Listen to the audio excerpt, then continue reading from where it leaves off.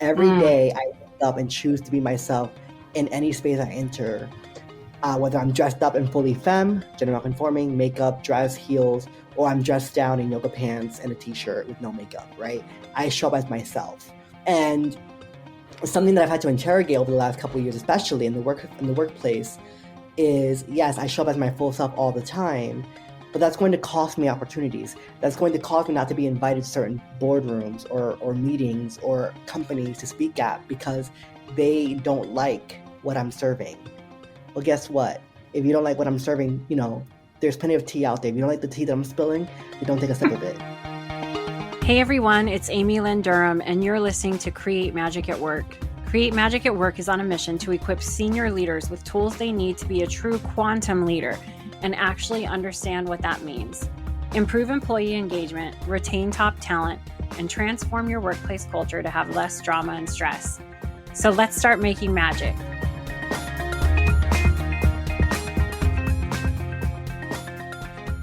Hi, everyone. Welcome to another episode of Create Magic at Work. Oh my gosh, I am so excited for the guest that I get to share with you today. He is a gift to this world. His name is Mark Travis Rivera. And let me tell you a little bit about him. Telling stories is at the core and is the purpose in his life right now. He is an award-winning creative, founder, lead storyteller, and consultant of the Professional Storyteller. We see so many things on LinkedIn and in the corporate consciousness right now about storytelling. So I felt really called to bring Mark onto the show to share his wisdom and his story with all of you. I met Mark through Hummingbird Humanity and a former guest on the podcast, Brian McCormick. He is a speaker by Hummingbird Speaks and is a member of the We Create Space global collective of LGBTQ plus leaders. He was raised a Jersey boy, lived in New York City in the Bay Area, and now calls Atlanta, Georgia home. He also has a book called Drafts, an Imperfect Collection of Writing, which was published in August of 2017. And I got to be a lucky winner of that book when I got to hear Mark read a passage from it in a live event. And I was super excited about that. Mark, welcome to Create Magic at Work. Thank you so much, Amy, for that beautiful introduction. Thank you so much for the invitation to show up and share space with you. I always say time is the currency we can't get back. So I appreciate spending time with you today. I felt immediately called to connect with you so many times. And I know we had a personal connection a couple of weeks ago where we just had such a deep and meaningful conversation. So I know today we're really going to share some magic with the listeners. First off, tell us a little bit more about your story and what led you to become a storyteller. Yeah, that's a great question. So I always said I won my first poetry contest in the fourth grade. I think it was like third or fourth grade. I can't remember the exact year. And it was one of those DARE program, creative writing, like don't do drugs, don't drink. And I remember the feeling I felt when a piece of paper with my words on it was submitted into a contest and then given the opportunity to be recognized by the city of Paterson, where I grew up in New Jersey, and getting to be at the ceremony to get the certificate. And I was like, oh my goodness, how is this possible? That little words that I put together on a piece of page could lead me down this path. But really, what led to writing that poem for that contest was the fact that I was born premature. My mom gave birth to me at 5.5 months pregnant. I weighed 1 pound. In 1991, medicine and technology is not what it is today. And so I had a less of a likelihood of surviving. But like my godmother and my aunt say to me, you were fighting from the moment you entered this world, and you are resilient. And it was through that spirit of resiliency and a fighting spirit that I navigated my life as a disabled child with cerebral palsy. And because I have cerebral palsy, growing up, I couldn't play gym with other students. I was very limited with what I can do physically. And so oftentimes, depending on the activities at gym, I would be told to sit out and I would have to wait till the end of class to do other things. And so I would just write in my journal watching the kids play gym. And I remember being very emo. This is the early 2000s. Everyone was a little emo then. And I was just Mm-hmm. like, I hate that I'm crippled. I hate that I'm disabled. Why can't I be like everyone else? And then Mm-hmm. I realized it was through those pages, through those circumstances, that I found my voice. Well, I thought I found my voice. And it was later on that I really solidified my work as a storyteller when I realized that the power of my words, whether written for a newspaper like the Bergen Record or the Herald News or Huffington Post or Fox News Latino or one of my speaking engagements, which you've been at a couple of my talks, you know, whether I'm doing that, my words can impact people. And that's what I realized, that the reason why I published drafts is because there was no book that represented a Latinx, queer, gender nonconforming, disabled experience. I just never saw myself reflected in the stories I was consuming. Mm-hmm. You can't see yourself reflected. One, you feel like you're alone. Two, you don't know what's possible because there's Mm. no representation of what you can become. And three, you feel like you're suffering in silence because no one is talking about your lived experience. And now that this book and other books exist out there, future generations can't say that. Mm-hmm. That's amazing. That's amazing. Yeah. Thank you for your courage. Where do you think you found that came from? The courage to be the one to put the words out there and to be the one that's like, oh, well, this isn't going to happen again because I did it. Yeah, it's so funny. I'm writing a newsletter for this week. I also have a weekly newsletter, as I you know. love You your can newsletter. Thank you. So I have a newsletter that goes out every week. And this I had a conversation earlier today, of the day of this recording, and we were talking about scarcity mindset Mm-hmm. and how I grew up really poor in a single mother household, living below the poverty threshold. And I remember being so embarrassed by my upbringing and growing up poor and being, having housing insecurity and food insecurity. And I remember the friend colleague I was talking to, she said, well, I also had a scarcity mindset, even though I grew up middle class. And she said, I had to go back in my DNA history to figure out where I come from. Right. And then what I realized with that conversation with her was that before white supremacy culture and colonization, my people were wealthy in different ways on the island of Puerto Rico. Right. And through colonization, the country has become a U.S. territory. And not to get too political on your show, I'm sorry, but like it has really stripped the island of its resources and have people living in poverty and dealing with natural disasters with very little support from the U.S. government. Mm-hmm. And when I had a conversation with her, over the last year or so, I've been looking at where I come from, the few generations before me, my mother, her mother's mother, because my great grandmother only died a few years ago, so anyways, so I realized I need to go further back. And I realized that the courage to survive my birth circumstances, the ability to survive that, to me, superseded technology. It was really a Mm-hmm. spiritual intervention, Mm-hmm. right? That God, the universe, the divine, whatever you want to call it, brought me into this world under these circumstances so that I would live out my calling. And so rather than seeing my disability as a detriment or a deterrent to my purpose, I Mm-hmm. see a vehicle in which I get to live out my purpose. Mm-hmm. Absolutely. I became the youngest person in the United States to create an integrated dance company for disabled and non-disabled dancers at the age of 17. I would have never discovered my love of dance and choreography had I not been disabled. Mm. And so when you talk about how do you find that courage to be a storyteller, to put yourself out there, say, I'm going to do this, I'm going to be the first, but not the last. I'm going to be one of the break generational curses in my family of poverty, of lack of education, of mental illness, and all these things. It is because I come from a strong lineage of people who've had no choice but to be strong and resilient in the face of adversity. Awareness of your life purpose is a skill in spiritual intelligence, and it is vital. And when you're sharing that story, what really hit me was transforming fate into destiny. Maybe the way you born was your fate. However, you transformed it into your destiny. Yeah. And that Oh, is don't make me tie such in. I was like, "Have some makeup on. Don't make me cry." I know. That is just, oh my gosh, that is a beautiful example of how we can all do that in our lives. I just, thank you. One thing I really want to hear from you about that we sort of talked about is this theme that I see all over the corporate consciousness right now, or, LinkedIn posts, things like that, about being your authentic self at work. We want everyone to be authentic, their authentic selves. And I want to hear your thoughts on that. One of my notes here is from you is, be who you are anywhere. How can we do that in the systems that we're working in? I really want to hear your take on that. Yeah, And and so we'll go into it a little bit more, but yeah, go for it. yeah, so I'm often quoted by saying that authenticity is a daily choice.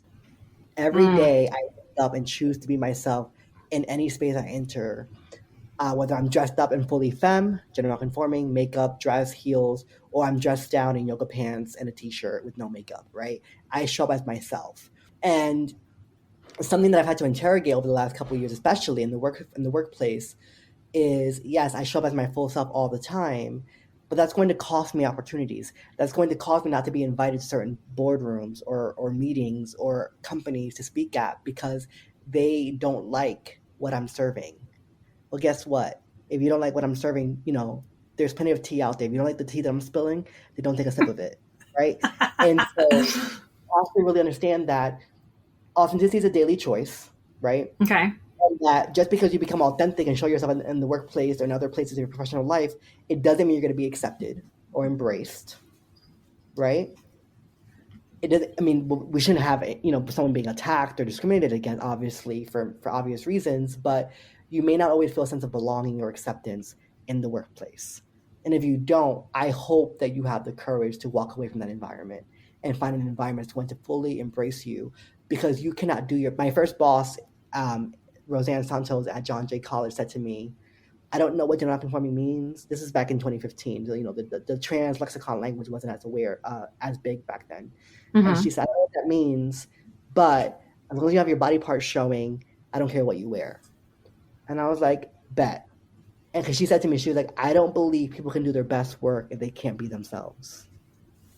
She said to me on day one of working there. If only every leader in the workplace understood that. What kind of innovation would we have? What kind of creativity would we have? What kind of productivity would we have? What kind of profitability would we have? Yes. Because the systems that we work in are often, we want you to be your authentic self at work to harness that inner genius. However, it needs to look like all of us sitting around the table. Yeah. And so then we find ourselves waking up in the morning deciding what mask we're going to put on for the day. Yeah. And I'm curious because you're so courageous, you're so authentic, and you're like, if you don't like who I am, that's okay. You don't have to be around me. Do you feel like you have been looked over for opportunities because of that in Oh, some way in the absolutely. corporate space? Absolutely. I mean, I was even working in the nonprofit space recently. I had left the company.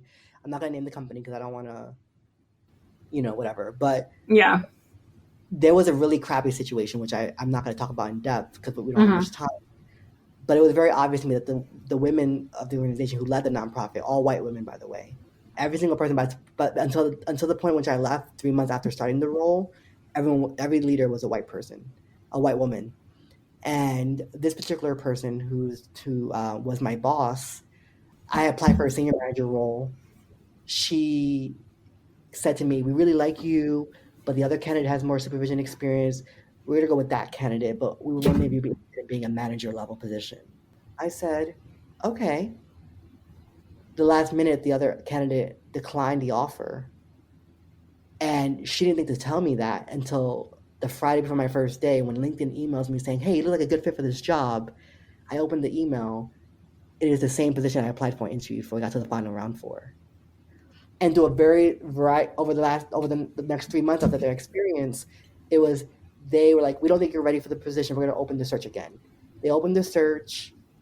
That person turned it down.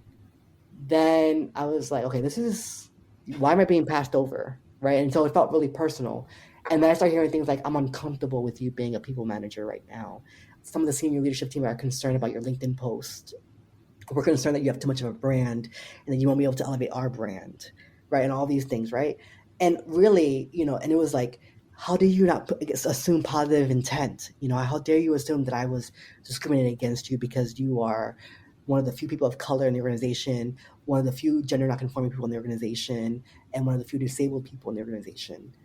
And I said to her, I was like, because I meet all the qualifications, and the other person you're getting ready to offer the job to, you self-admitted to me that they were lacking supervision experience, which is what you claimed I was lacking, and you still made the offer. And rather than when she turned it down, when the second person turned it down, rather than giving me the opportunity, you said we're going to reopen the search for a third time. And so what I had to recognize, Amy, and what I had to learn before that, and during that experience, was that I don't need to stay in an environment where my authentic value is not recognized and appreciated. So I left. I went back to Hummingbird Humanity part-time, left a full-time job. It was the most money I was ever making full-time. And I was like, my money does not trump. I hate using that phrase, not because of Trump, but money doesn't trump, sorry, money doesn't trump my dignity, my value. Like, you have to know your worth and stand by that, even if it means you have to lose in order to win. Mm-hmm. So, in thinking big picture and thinking quantum leader from an SQ perspective, you're living this in a way that is actually going to shift systems that we work in. Because as leaders become more and more aware that everyone sitting at the table shouldn't look and dress and be exactly like them, and as they invite more and more inclusion into their space, by default, they're going to lead the way. They're going to be more profitable. They're going to be more productive. People are going to line up to work for them over maybe such as the company you left. Yeah. And so for me, looking at it in a big picture view, it's like, oh, this is how we're going to create win-wins in the working world, is because people are going to make choices to work for leaders that are wise and compassionate. Yeah. And that have done the inner work. Yep. So a lot of that really has to do with tapping into these higher intelligence sets, like spiritual intelligence, like quantum leadership. I saw your LinkedIn audio show, The Shift. It's amazing, by the way. Thank you. And one of the things that really sparked you and I connecting was you were interviewing someone about religion in the workplace. That was the premiere episode with Yvonne Austin. Oh, okay. There you go. And so I want to hear, I know you have, if you're comfortable sharing, because with spiritual intelligence, it's a faith neutral system, and it's a framework that we can use with leaders in the workplace that, that everyone, the listeners know I'm a spiritual intelligence coach. I'm curious about your thoughts. I want to hear your background, if you're comfortable sharing, because what I am finding, and the reason why I'm asking this, is people that really like this work and the spirituality and the quantum leader, they're finally finding acceptance in being able to practice their spirituality.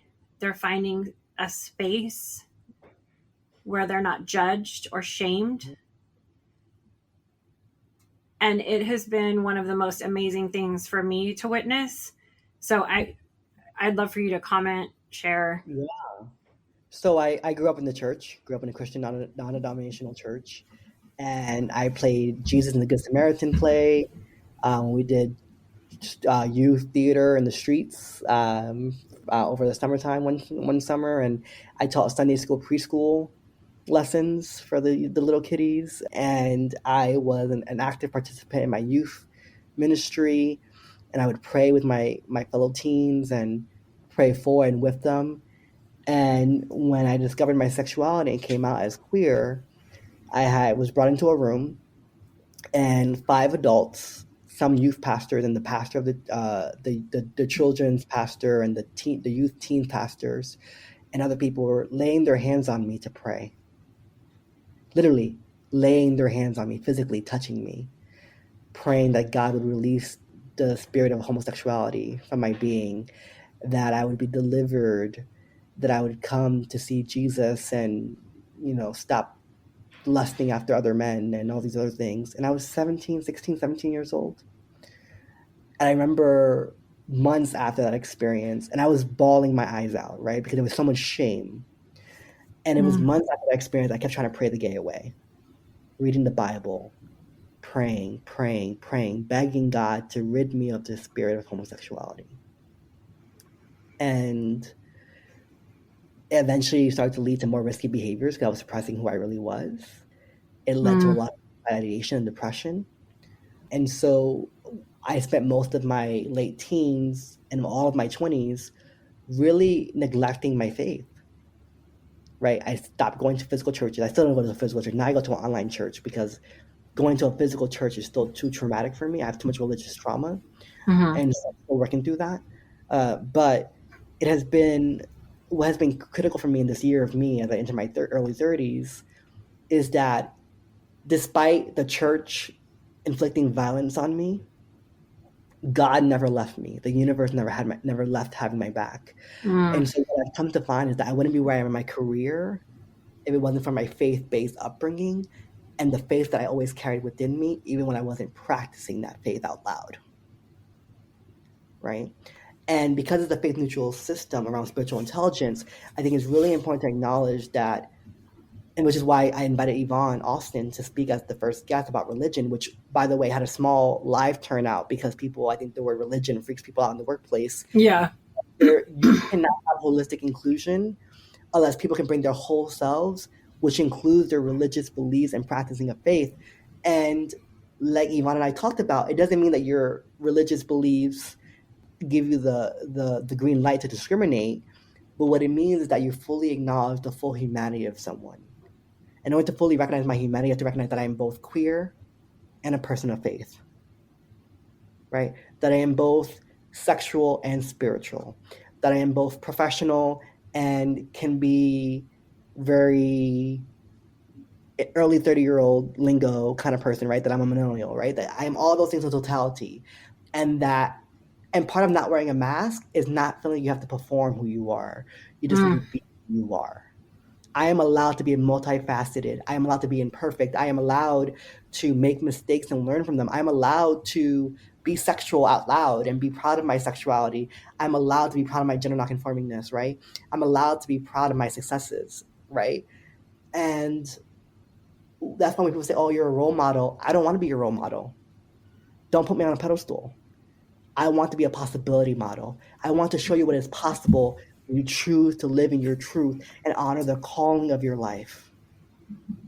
In order for me to honor the calling of my life, I have to recognize that there is a power greater than me that allowed me to survive the birth circumstances in which I came into this world. It is a power greater than me that allowed me to survive a near-death experience in 2012 when I almost died of alcohol poisoning in college because I was so busy trying to fit in that the mask literally suffocated me. And it was in the summer of 2012, which I talk about in my TEDx talk, Embracing Yourself, Embracing Your Potential, that I finally had the courage. And also this is around the time I discovered Dr. Brene Brown's work. It was after that incident that I found the courage to remove the mask. And I am proud to say that although it takes a lot of therapy and lots of work still, I have not put that mask back on. That was so well said.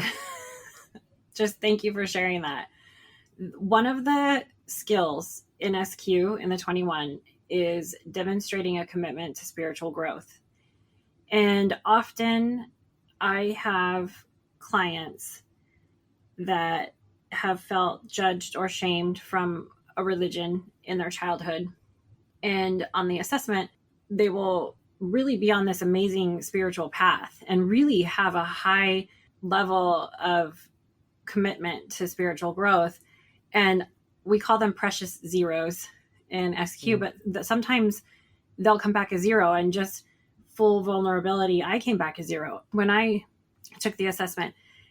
And I'm like, what the heck? I'm a spiritual intelligence executive coach. Why would I? Well, I got flagged in a kind and loving way on a question. Have you discounted your entire religion from your childhood, or kind of like disposed of it? And the reason why it comes up is because it challenges you to go back and look with forgiveness, and to go back and look at someone you admire from that time, and to go back and have a conversation with that person. Because many of us think we are really far along the path, and then all of a sudden this comes up like, ooh, we've shut out and we've excluded. We're still carrying something ourselves, right? And so when you shared, I tapped into my higher power, the universe did not turn its back on me. I was like, oh my gosh, like that is such a beautiful display of spirituality and really understanding the deeper sense of meaning in life, just living it. So I wanted to echo that to you. The other thing that many, many leaders tend to fall into, that you talked about, they tend to fall into this where they lose what they came to do, and the balance starts shifting to, we talked about this, where the balance starts shifting to adoration versus impact. And I don't think I've ever heard anybody say, I don't want to be on a pedestal. What was it you said? You don't want to be on a pedestal. You want to be... I don't want to be a role model because I don't want to be put on a pedestal. I want to be a possibility model. Thank you. I want to show people what's possible when they dare to live in their truth and honor the calling of their life. And I have to give Laverne Cox credit for that. She was a keynote speaker at a conference at Rutgers University the same year I was presenting a workshop there. And she said, she taught me the phrase possibility model. So I've been using it ever since because, and for those who don't know, Laverne Cox is an amazing actress and advocate who happens to be a Black trans woman. Yeah, thank you. A possibility model.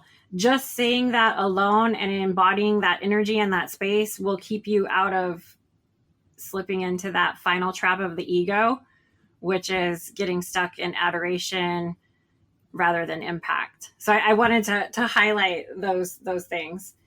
Wow. So I think we'll end on that thought there. Thank you so much, Mark. I hope everyone subscribes to your newsletter and connects with you. You are a gift. Thank you. Hi, everyone. Amy Lynn Durham here. I really hope you enjoyed today's episode. All the show notes and links can be found at createmagicatwork.net, or you can just look in the show notes in the episode and they're right there for you. Come back each week and make sure you subscribe, rate, and review the podcast. Keep joining us for more exciting episodes where we help you transform workplace culture to leaders that create less drama and stress and have high productivity and profitability. You have the power to create a burnout-free workplace right now. You can gain access to my new course, Create a Burnout-Free Team and Workplace, where you'll receive step-by-step tutorials in creating a team and organization that thrives. Click the link in the show notes to join us. I hope we brought a little magic to your day. Sending magic to everyone, and see you next time.